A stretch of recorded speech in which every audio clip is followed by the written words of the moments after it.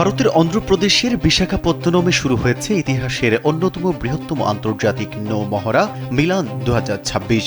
18 ফেব্রুয়ারি নীল জলরাশির ওপর 70টি দেশের যুদ্ধজাহাজ আর হাজার হাজার নৌসেনার উপস্থিতিতে বিশ্ব দেখল এক অনন্য শক্তির আস্ফালন। মহড়ার বর্ণাঢ্য আয়োজনে প্রধান অতিথি হিসেবে উপস্থিত ছিলেন ভারতের রাষ্ট্রপতি দ্রৌপদী মুর্মু। তার সামনেই একে একে নিজেদের সামরিক সক্ষমতা প্রদর্শন করে বিশ্বের বিভিন্ন প্রান্ত থেকে আসা আধুনিক সব রণতরী।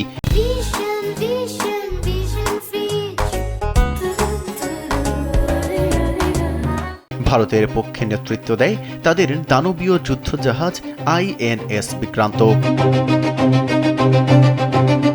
পিটিআইয়ের মাধ্যমে জানা যায়, নিজেদের অবস্থান জানান দিতেই 16 ফেব্রুয়ারি বাংলাদেশের নৌবাহিনী নিজেদের ফ্রিগেট যুদ্ধজাহাজ সমুদ্র অভিযানকে মহড়ায় অংশ নিতে পাঠিয়েছিল।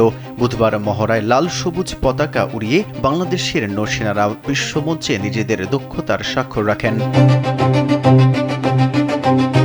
এছাড়াও ইন্দোনেশিয়া, সংযুক্ত আরব আমিরাত, অস্ট্রেলিয়া, শ্রীলঙ্কা, থাইল্যান্ড সহ 70টি দেশ তাদের এক বা একাধিক যুদ্ধজাহাজ পাঠিয়েছে। আর এই জাহাজগুলো একত্রে মিলিত হয়ে যেন সমুদ্রকে একখণ্ড গ্লোবাল ভিলেজে পরিণত করেছে।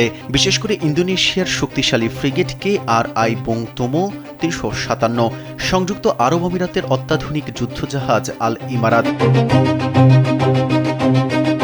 ভারতের রাষ্ট্রপতি দ্রৌপদী মুর্মু বলেন, এই মহড়া কেবল সামরিক শক্তি প্রদর্শন নয়, বরং এটি সামুদ্রিক ঐক্য এবং বিশ্ব শান্তির অঙ্গীকার।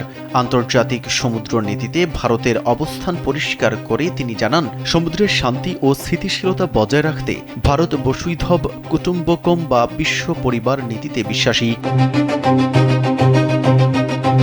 ভারতের INS বিক্রান্ত সহ বিভিন্ন দেশের রণতরী একত্র হয়ে বিশ্বের কাছে এক ইতিবাচক বার্তা পৌঁছে দিল।